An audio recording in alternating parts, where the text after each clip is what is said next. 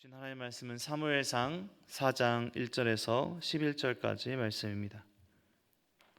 사무엘상 4장 1절에서 11절까지 제가 봉독해 드리도록 하겠습니다. 사무엘의 말이 온 이스라엘에 전파되니라. 이스라엘은 나가서 블레 사람들과 싸우려고 에베네셀 곁에 진치고 블레 사람들은 아벡에 진쳤더니 블레 사람들이 이스라엘에 대하여 전열을 벌이니라.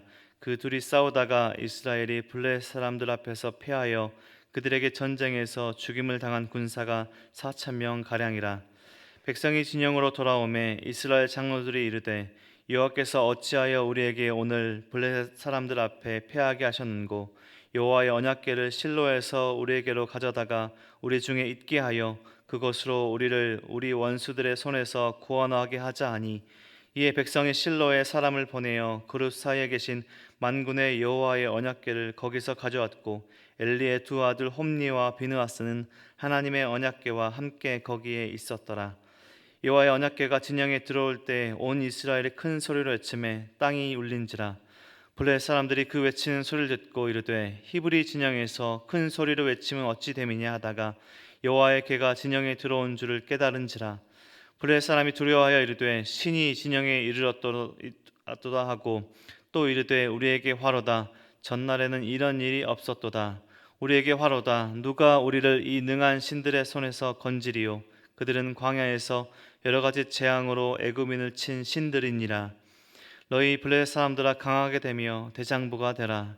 너희가 히브리 사람의 종 되기를 그들이 너희의 종 되었던 것 같이 되지 말고 대장부같이 되어 싸우라 하고 블레 사람들이 쳤더니 이스라엘이 패하여 각기 장막으로 도망하였고 살육이 심히 커서 이스라엘 보병에 엎드러진 자가 3만 명이었으며 하나님의 궤는 빼앗겼고 엘리의 두 아들 홈니와 비느하스는 죽임을 당하였더라. 아멘.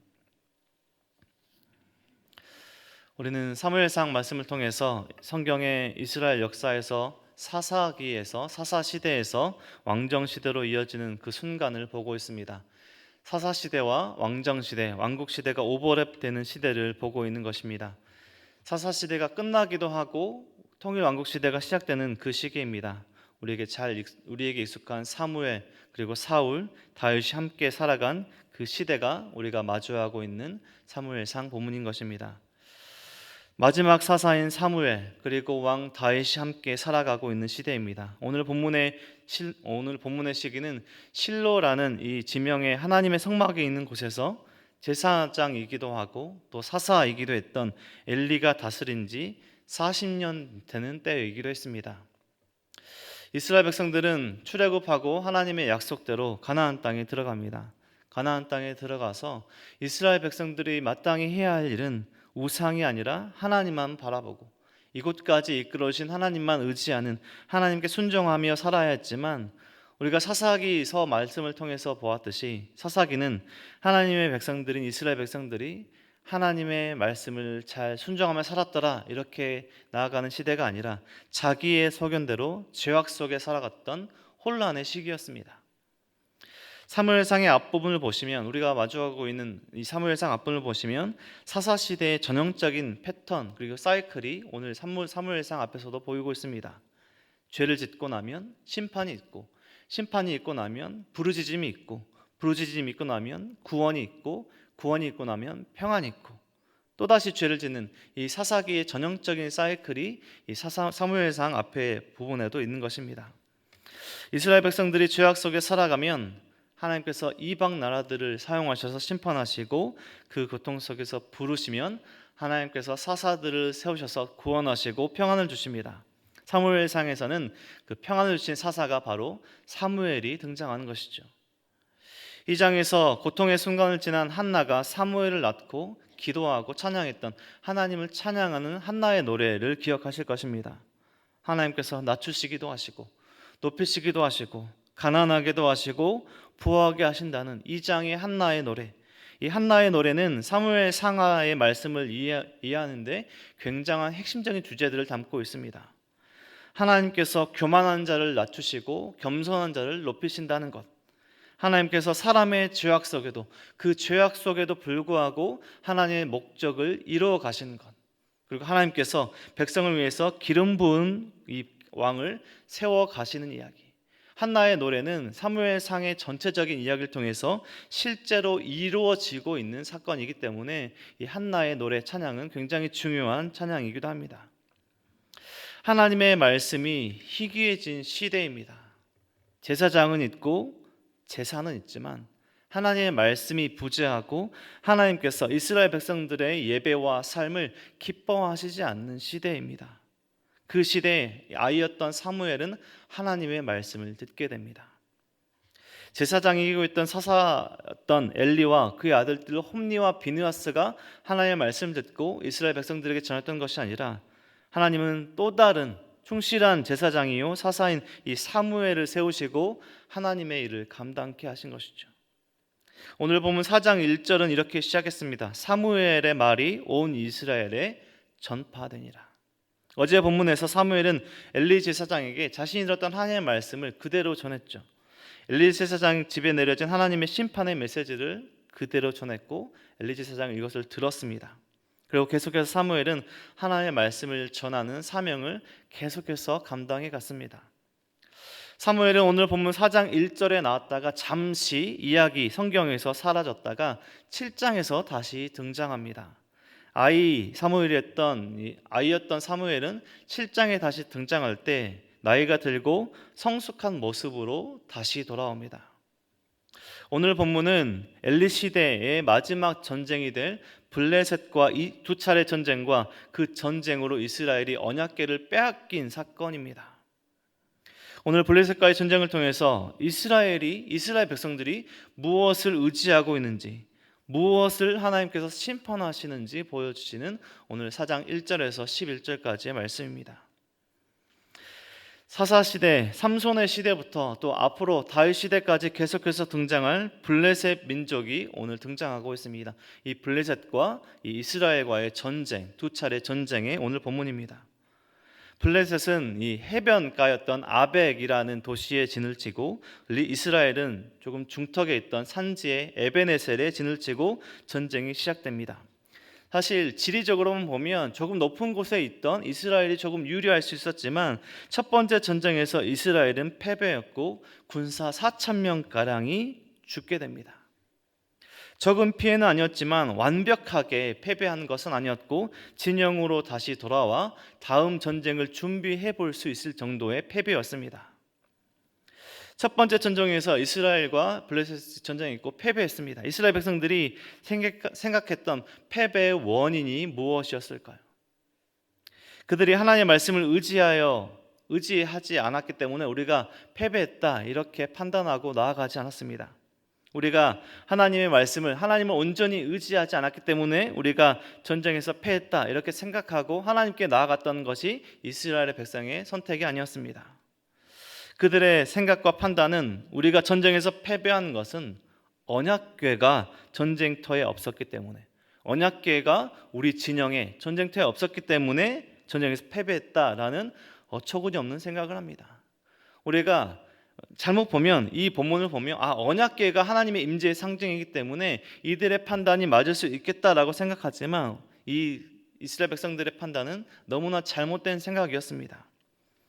그들은 언약궤가 없어서 전쟁에서 패배했다라는 생각과 판단을 하고 실로에 있던 언약궤를 자신의 지금 진영으로 2차 전쟁을 준비하며 다시 가져오는 오늘의 본문입니다. 어떤 것을 뜻하고 있는 것인가? 그들은 이스라엘 백성들의 그 지금 이 순간에 하나님은 그들의 주인이 아니었고요. 그들에게 하나님은 그들의 소원을 들어주는, 전쟁에서 승리하게 해주는 그저 수단이었습니다. 하나님이 주인이 아니었고 하나님이 수단이었던 그들의 모습은 마치 진이 램프의 요정처럼 그들이 필요할 때 부르는 우상과 같이 여겨졌던 그들의 삶의 모습과 지금 그 순간의 선택이었습니다. 마치 램프를 가져오는 것처럼 그들은 언약궤를 실로에서 가져왔고 이스라엘 백성들이 이 언약궤가 진영에 도착하자 땅이 울릴 정도의 큰 소리로 사기가 올라갑니다.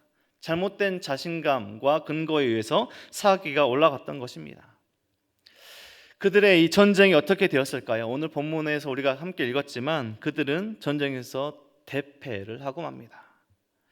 블레셋 진영에서는 이 큰 소리가 나는 사기가 올라가는 이스라엘 진영에서의 소리로 두려워함이 있었습니다. 블레셋 사람들은 두려워했죠. 왜 히브리 진영에서 저렇게 큰 소리와 사기가 올라갔는가? 첫 번째 전투에서 4천 명 가량이나 군사가 죽었는데 그들의 자신감은 무엇인가라는 이 두려움이 있었는데, 그냥 전쟁에도 4천 명이 죽을 정도의 이스라엘 백성들의 약함이었지만 그들의 두려움, 블레셋 백성들의 그 두려움으로 인해서 이 블레셋 군사들은 더욱더 긴장하게 되었고 철저하게 2차 전쟁을 준비하게 되었습니다.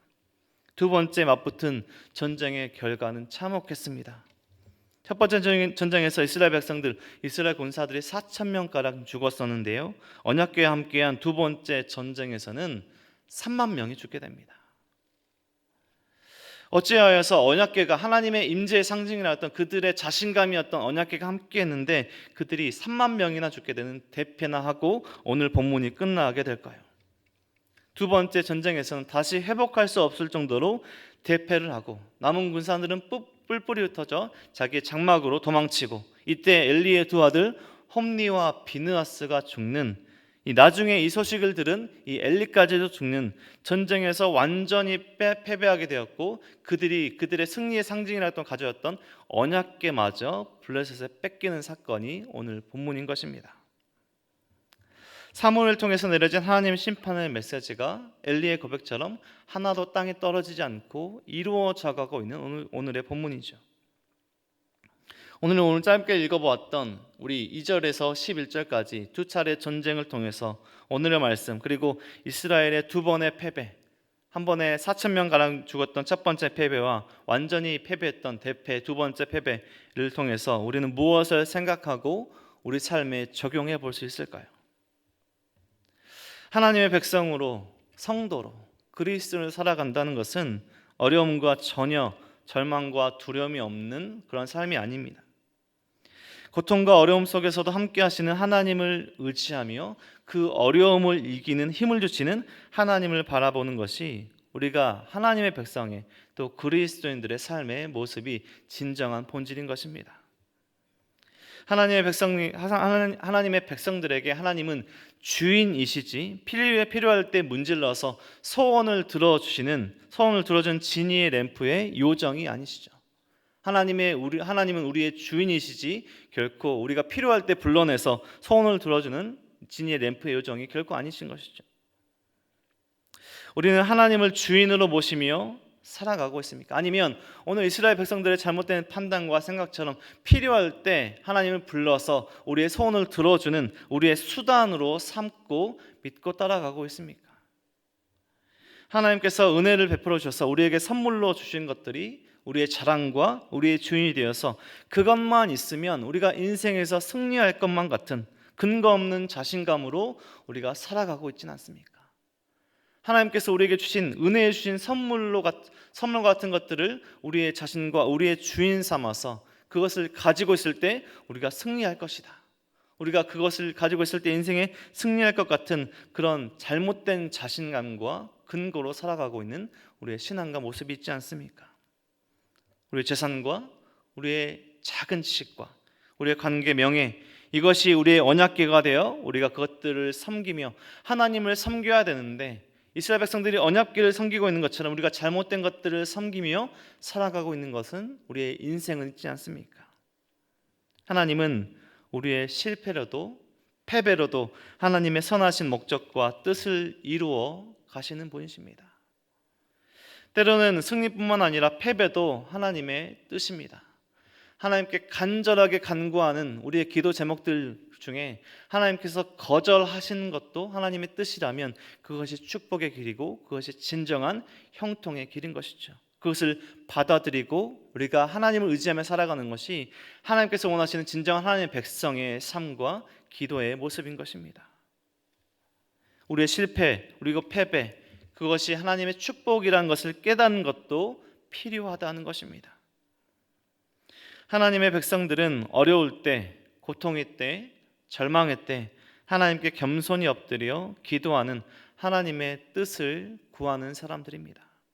에베네셀 되시는 우리의 도움 되시는 하나님께 도우심을 구하며 기도하는 사람들입니다. 한나의 기도처럼 높이시기도 하시고 낮추기도 하시는, 부하게도 하시고 또 가난하게도 하시는 주신 이도 하나님이시요 거두어 가시는 분도 하나님이시란 것을 믿고 고백하는 사람들이 진정한 하나님의 백성들입니다. 우리는 모든 삶에서 또 살아가는 삶 속에서 이루어져가는 누구를 하나님께서 높이시는지, 누구를 하나님께서 낮추시는지, 특별히 사무엘상 계속되는 말씀을 통해서 하나님이 어떤 사람들을 높이시고 어떤 사람들을 낮추시고 어떤 사람들을 부하게 하시고 어떤 사람들을 가난하게 하시고 하나님께서 어떤 사람들을 이끌어 가시는지 말씀을 통해서 계속 묵상하고 나아갈 것입니다. 우리의 주인은 하나님이십니다. 우리에게 주신 것들을, 우리에게 은혜로 주신 것들을 잘못 믿고 그것들을 우상을 섬겨 나아갈 때 우리는 잘못된 모습과 잘못된 신앙으로 나아가게 될 것입니다. 우리 모든 성도님들의 삶이 하나님을 주인으로 모시며 살며 하나님께서 이 땅에 주신 하나님의 백성으로서의 삶을 살아가며 나에게 주신 것이 아니라 하나님만으로 만족하는 삶, 다 우리 인생 가운데 잃어버려도 하나님만 있다면 우리가 거기에 만족하며 자족하는 삶을 살아가는, 우리에게 주신 모든 것들을 통해서 하나님께 영광 올려드리는 오늘 하루를 살아가면서 하나님께서 주신 모든 것들을 감사하는 우리 모든 성도님들의 삶이 되시기 주님의 이름으로 간절히 축원드립니다. 기도드리겠습니다.